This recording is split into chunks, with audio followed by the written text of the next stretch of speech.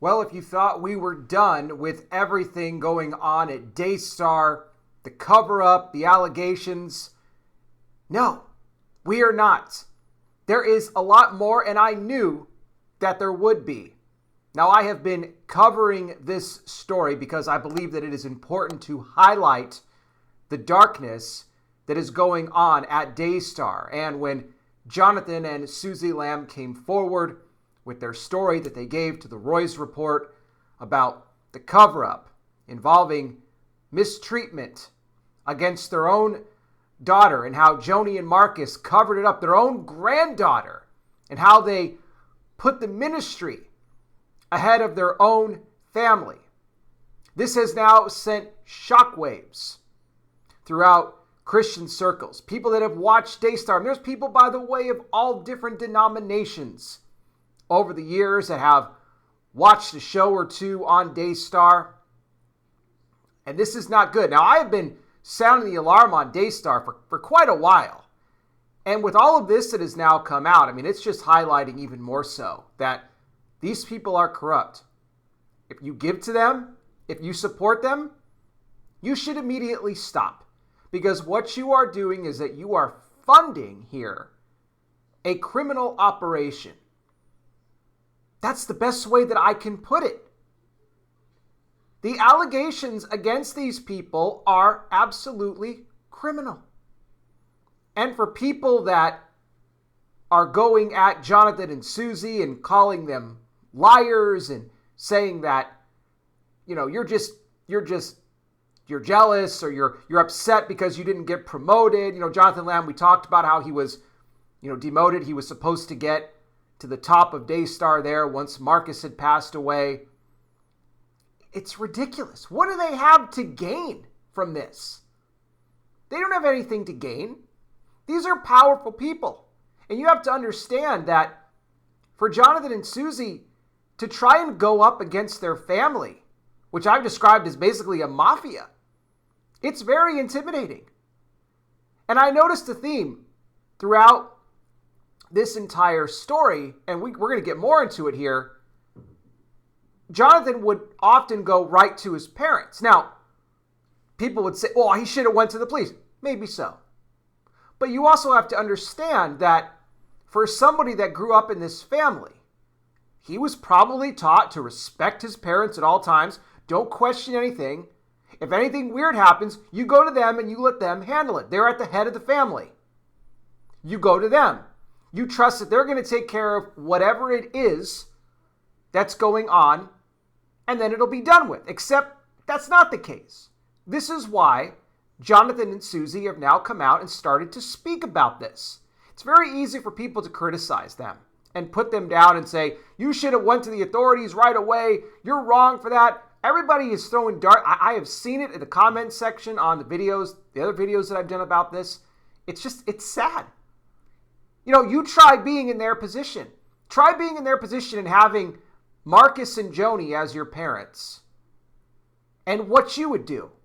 Again, it's very easy to sit from the sidelines and throw darts at them saying, oh, you did this wrong. You should have done this. If that was, I would have done it differently if that was me. I mean, just think about it, who these people are. And as we're going to talk here in this latest update, now we have Suzy Lamb coming out and giving another just shocking story of more cover-up, but this time it involves Suzy herself. What were the reasons for Suzy coming out and sharing this story? What led to it? How far back does it go? We have a lot to get into. Get comfortable, everybody. Before we even dive in, though, I want to welcome all of you to Not By Sight News. Yes, a blind Christian guy here reporting to you, reminding you as always that we walk by faith, not by sight. For someone like me, yeah, that's kind of my only option. If you guys could do me a big favor, hit the like button for me, share this video around. When you do that, you help to get these videos out there more in the algorithm in the recommended section, and that does us a great service, so thank you so much for that. Now, if you've missed any of my previous updates on this story, you can go back on my channel and check out some of the other videos that I've done. What I primarily want to focus on here for this video is the new allegations that have come out from Suzy Lamb. Now, originally when Suzy and Jonathan sat down with the Roy's Report to give their story, Suzy did not tell this portion. However, she changed her mind. And after the first interview was conducted, she contacted the Roy's Report again, and she said, I got more to say. And the reason for this is because Suzy said that she wanted to stand with her daughter as being somebody who also is a survivor of mistreatment. Very sad. So now not only do we have Joni covering up the allegations against her own granddaughter, but now her daughter-in-law as well. So how did it all happen? We're going back to January of 2017. Suzy said that Marcus and Joni brought in an unlicensed chiropractor to work on the members of the family right there at Daystar. In between their programs, they would set it up there in the green room. Now, we're going to talk in a little bit about why this individual was unlicensed to begin with, but he had been there even years prior. So Suzy talks about how there would always be somebody in the room with the chiropractor. And that makes sense, right? I mean, you got a guy in there as a chiropractor, and he's working on all different members of the family, and you would want somebody else in there to watch to make sure nothing strange was going on. Now, and again, this was a few years before Suzy had been mistreated by this guy, and everything seemed fine. But let me tell you exactly why he was unlicensed, because Marcus and Joni knew about it. The reason that the chiropractor lost his license is because he was facing in the past allegations that he mistreated an individual under 18. Now, he was never charged for a crime. I want to point that out. However, Marcus and Joni chose this guy. I do not know where they found him, if they were friends with this guy. That part was not mentioned by Suzy. But this is what Marcus and Marcus and Joni. I don't know if Marcus and Joni knew him, but this is what Marcus and Joni said.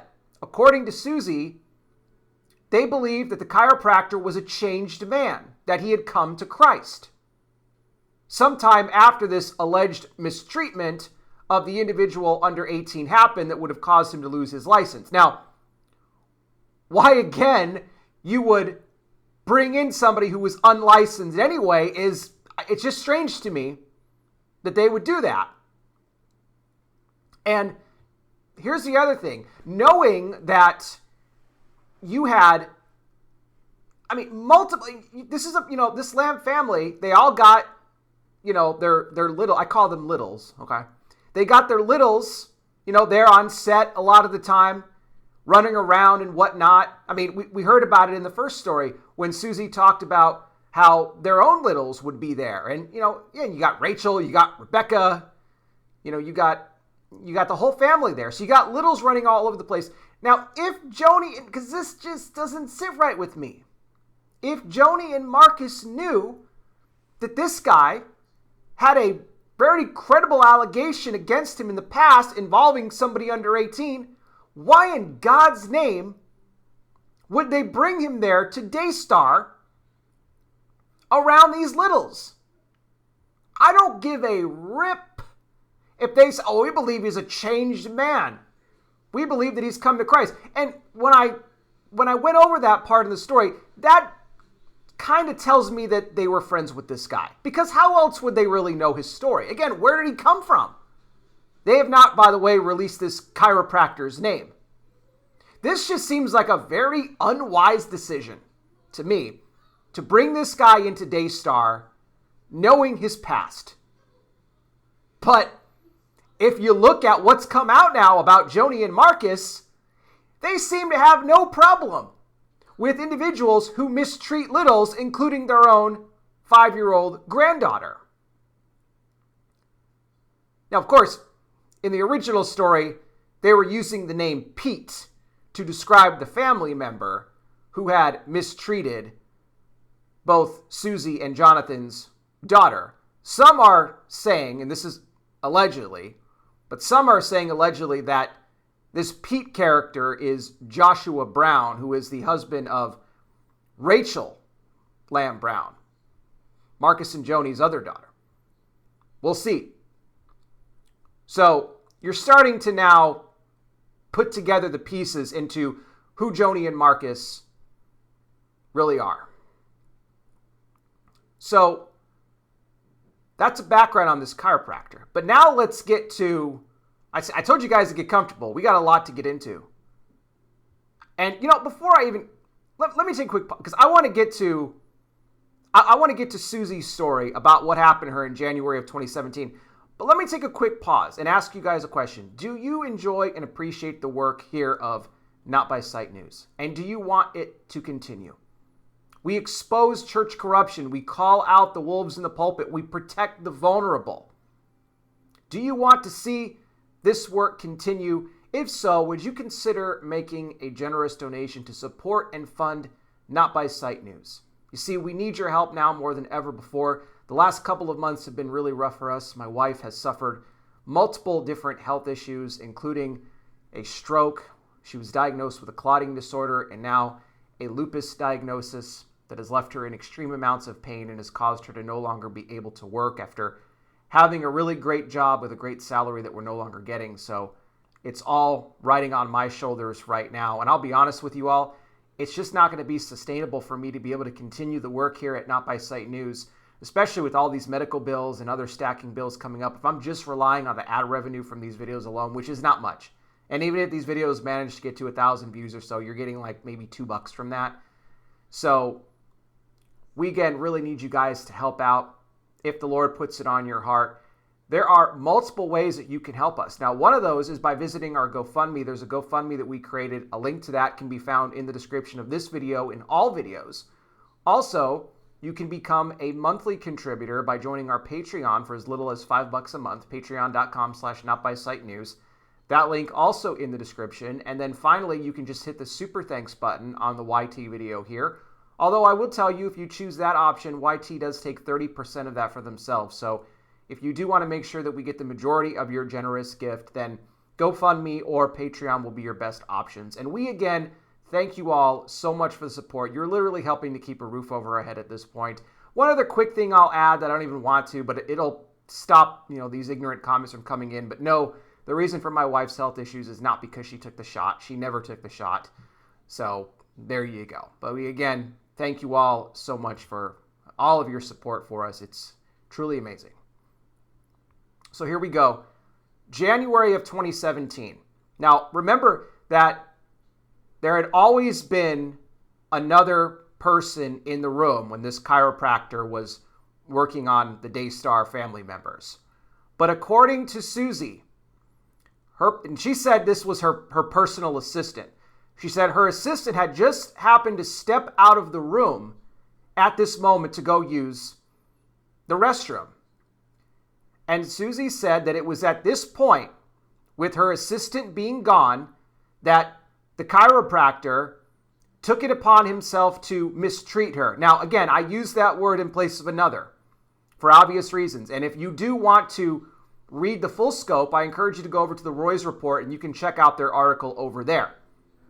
But this is what Suzy described. She described the mistreatment that she suffered as being rough, okay?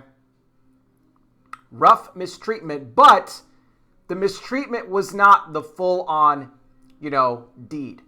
But it left her, she said, reeling in a lot of pain. Now, people they're going to talk about what that might have been that this chiropractor did to her. I'm just giving you, again, and I'm trying to, keep it as, clean as I can about what happened to her.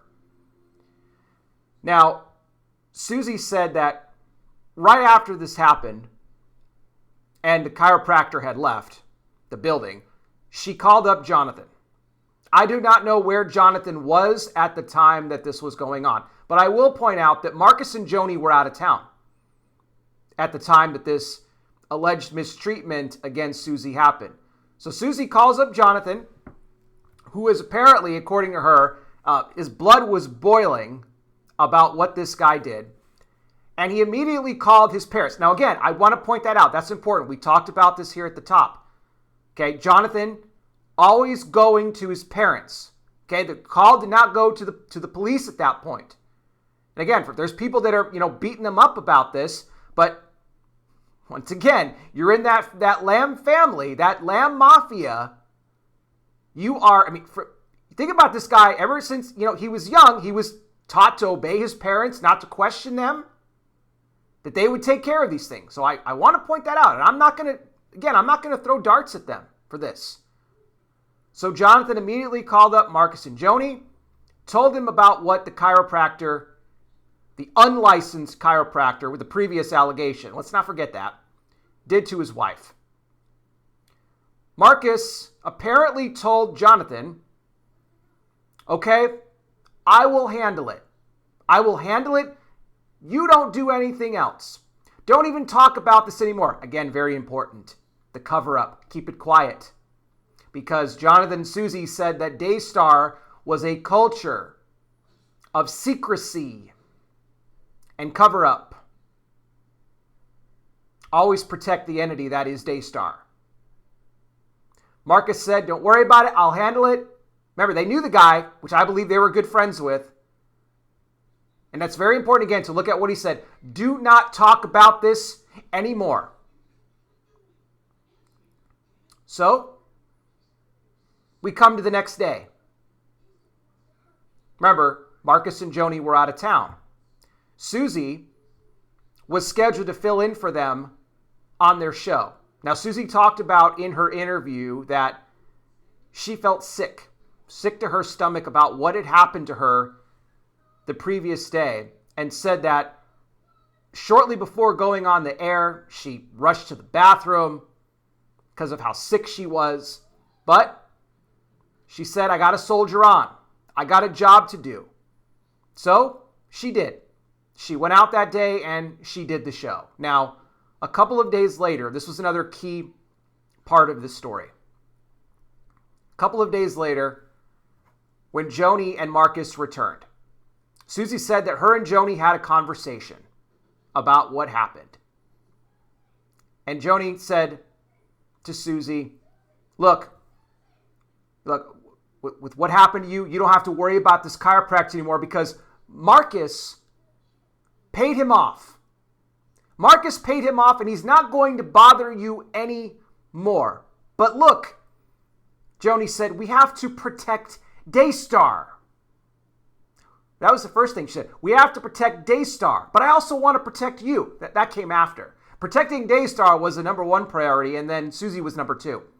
But let's for a second, let's go back to this whole Marcus paid this guy off. Okay, and I want to roll back as well to something else that Suzy said in her interview about the chiropractor, because she said that she could remember that he would often make jokes about that being a chiropractor, he could just, at any point, he could just snap your neck at any point he wanted to, sort of, being intimidating. Now, let's go back to what Joni said. Marcus paid him off, and you won't have to worry about him anymore. Why would they have to pay him off after he allegedly mistreats their daughter-in-law? Why are they giving him money? What did the chiropractor have on Marcus and Joni? This just seems weird to me. Were they afraid of the chiropractor too? Remember, Suzy said she kind of felt intimidated. This guy would talk, I could snap a neck here, snap a neck. I'm a chiropractor. But paying him off? Usually, it's not the individual doing the mistreating that gets paid off. It's the recipient of the mistreatment that gets the payoff, right? Here, we'll give you some money to keep you quiet about this. But it was the other way around. Strange, right? Very strange. But apparently from this point forward, the chiropractor never returned back to Daystar. So, let's talk about this for a second, because this would appear to me that Joni and Marcus then believed that the mistreatment that Suzy talked about actually did happen, which is very different than what happened to the granddaughter. Remember, they don't believe the granddaughter. They say she's making it up, right? Oh, she's just a little, she's making it up. No, I mean, a good old Uncle Pete would never do something like that, or Joshua, right? They would never do something like that. Remember, Joni said, God told me Pete was innocent. Remember that? So, obviously, again, they believed. They believed that this mistreatment did happen to their daughter-in-law. But again, it was about protecting Daystar. We'll give the guy some money, he's gone. And the way that Suzy described this was basically Joni getting her to forget that the whole thing ever happened. And it's very similar to the conversation that Joni had with their daughter. Remember? From the original story. They talked about how Joni had told both Jonathan and Suzy, let me talk to her. Don't call the police. Don't do anything like that. Let me talk to her. And God knows the manipulation that was done in that conversation. Maybe using some witchcraft or some sort of weird thing. Who knows? And this is what Suzy has kind of said, is that she doesn't understand how Joni somehow got her to forget the whole thing ever happened. Very manipulative when it comes to these sorts of allegations. And again, if they are realizing that the mistreatment happened to Suzy, why did they bring this clown into Daystar in the first place? Knowing his past. Knowing that something like that could happen again. Oh, he's a changed man, though. He came to Christ. Sure he did. Because he told you so, right? Or maybe he never even did tell them that, and they just made the whole thing up because it was their friend. The chiropractor, by the way, passed away in 2021. We do not know how, and they have, again, not released his name because he was never charged with a crime. So, what happened from there? Well, let's go now to 2019. Suzy became very good friends with Kenyon Coleman. Kenyon Coleman and his wife, Katie Coleman. Now, Kenyon is a former Dallas Cowboy. And they got very close. Suzy and Jonathan did. And you have both Kenyon and Katie actually started a coffee shop in Grapevine, Texas called Redefined Coffee House. They own it. So, you had both Kenyon and Katie that also spoke to the Roy's Report about all of this involving Suzy. And they talked about how they would often meet with Suzy at the coffee shop, and they noticed that something wasn't right. And Suzy talked to them about what happened with the mistreatment from the chiropractor. And how she doesn't even quite understand. Like, she even started blaming herself. They said that she carried a lot of shame about what happened, and she even was questioning whether or not she was being flirty with the chiropractor. Could that have been why he did what he did? And as Kenyon talked to the Roy's Report, he said that basically Suzy did not recognize that she had been full-on mistreated. And as she was getting into the story, Kenyon had told her, Suzy, look, if someone did that to one of my employees here at the coffee house, I would have immediately called the authorities. Kenyon said that it was at this point that Suzy began to break down and cry. And they also had these private rooms at the coffee house where they said that Suzy would often go and she would just cry, and she would just be just going through again. All of this again would just resurface. And at the same time, they talked about how Joni would often be calling her. Like, she would call Suzy all the time. She'd get these calls when she was at the coffee house a lot of times with Kenyon and Katie.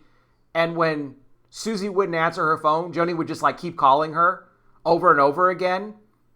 Suzy talks about how Joni was very controlling about who Suzy could be friends with, who she could talk to. Very very manipulative here. And they believe that being Kenyon and Katie Coleman, that this was full-on spiritual manipulation by Joni. But also some interesting other things about this.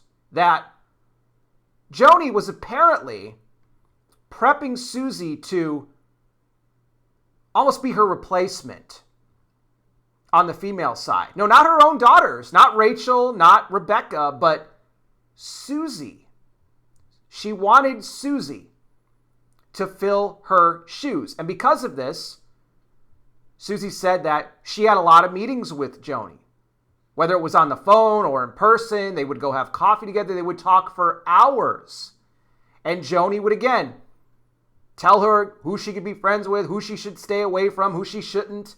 But also she was teaching her how to manage the family. Again, it's very mafia-like, isn't it? How to manage the family and all the inner feuds that were going on with family members at the time. This is how you do it, Joni said. You got this person in the family, don't like this person for this reason. Here are the issues. This is how you hold them together. I can't get over the fact about how much this sounds like mafia stuff. It's what it is. It's a mafia rule. So Joni, again, was drilling all of this into Suzy. And Suzy talked about how she framed it up as like it was being like a mentoring type of project, but it wasn't mentoring at all. It was full-on spiritual manipulation. And the Colemans were very instrumental in helping Suzy realize what really happened to her with that chiropractor. And Suzy was again saying about how she just couldn't fathom how Joni got her to forget that it even happened. But that's the type of manipulative control that Joni Lamb has over people. So it was at the beginning of 2024. Suzy said that it all came back to her. The mistreatment that she suffered from the chiropractor came back. Remember, she had buried this. Joni had taught her to bury it. But it all came back again, and after talking to the Colemans as well. She recalls waking up one night just in a complete sweat. She had fear had completely gripped her. It all started rushing back to her. And this is something else that the Colemans said too, that Suzy was, and this is sad, Suzy was hesitant to go to a counselor because she was afraid that Joni would find out. What kind of leaders are these? Like, you're talking about going to a counselor to talk through what's happened to you, the horrible thing that's happened to you, but you're afraid to go because your mother-in-law might find out and put a stop to it. It's just sick. It's absolutely sick. So, again, in 2024, all this starts coming back. All this starts coming back here to Suzy. And she started seeing a counselor by the name of Cassie Reed. It's Cassie Reed Counseling, and she said that Cassie helped her to come to the realization all these years, some 7 years later, that what happened to her was full-on mistreatment. So apparently Suzy is continuing to talk with her. Now, let's go back to, because we're going to talk about the statement as well. Daystar did respond to this as well, as far as this new story here from Suzy about what happened to her. But let's go back to the mentoring thing for a second. Because Suzy said that the mentoring came to a complete halt in August of 2021. There were no more meetings with Joni, no more, long conversations on the phone, nothing like that at all. And she said the reason for this is because Joni had sided with Pete or Joshua over what had happened to their 5-year-old daughter. So the mentoring stopped. Now, Suzy would continue at Daystar for another 2 years until she was ultimately fired by Joni in July of 2023. Now, she believes the reason for this, because you have to understand that not only the relationship between Suzy and Jonathan and their, and Jonathan, obviously his mother, Joni, mother-in-law to Suzy, it soured even more after Marcus passed away, because Marcus passed away in November of 2021. But what happened after that? We know that Joni started getting involved with Doug Weiss. And reportedly, according to Suzy, her and Jonathan were not happy about about Joni's decision to get with Doug. In fact, they said that Doug did not have biblical grounds to divorce his first wife of, over 30 years? And then this was 2 months after Marcus had passed away that the two of them were getting together. So they didn't believe that Doug had biblical grounds to divorce his wife. Very sketchy, right? So Suzy believes that ultimately this is why she was fired by Joni, because she was questioning the remarriage and all of that, and then she was gone. Now, of course, Jonathan stayed on board until just November of 2024, when he was ultimately fired, and we talked about that in the previous video updates. Now, there's going to be more on the Doug and Joni situation as well. I know that the Roy's Report is working on another big story, so I'll make sure to come back and cover that for you once that gets released. But let's talk about Daystar's response to the allegations now that they covered up mistreatment against their own daughter-in-law, Suzy. Because there is some contradicting statements here. Daystar is alleging one thing while Suzy is alleging another. So somebody's lying here, and I don't think it's Suzy. Now, Daystar says they are aware that Suzy has talked about what they call an incident that occurred back in 2017 with this chiropractor, where Suzy alleges that she was mistreated by the chiropractor. Daystar says they absolutely deny that now this is two things here. They deny that Marcus paid off the chiropractor, and this was the other big thing. And they said that there was another witness in the room at the time that Suzy was getting the chiropractic work done. Now remember, that contradicts what Suzy said about how the assistant had stepped out of the room to use the restroom. And that's when the chiropractor allegedly had taken advantage. They also said, that being Daystar in the statement, that the witness, so they're saying now that the witness has even said that nothing out of the ordinary happened. Now, wait a minute though, because again, this ain't adding up to me. The witness said that there were no improper things that happened between the chiropractor and Suzy.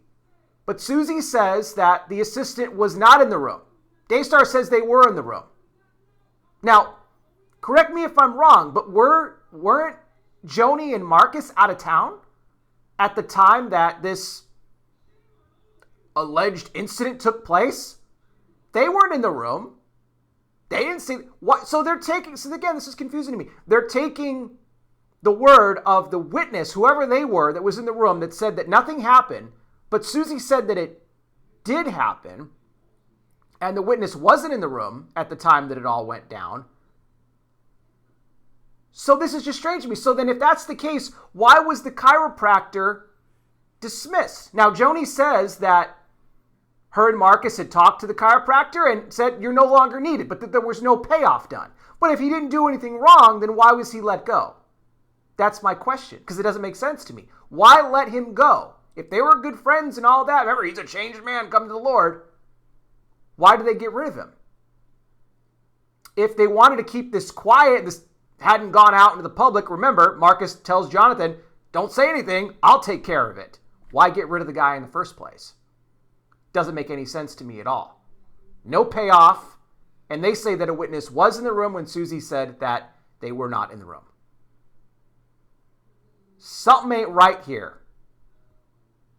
Smells like a bunch of lies coming from Joni and Marcus to once again, well, Marcus ain't here anymore, but at the time, to try and again keep Daystar protected. I fully believe Jonathan and Suzy with what they are saying.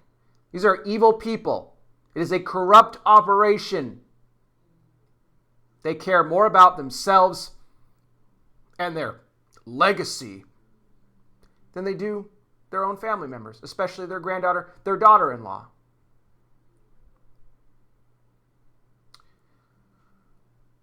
We're going to continue to expose this as more information comes out. I've said a lot here, but I want to hear now from you. What do you all think about the latest from Suzy Lamb, the mistreatment that she suffered from the chiropractor, Joni's response to it, how Daystar, what do you guys think? Let me know down below.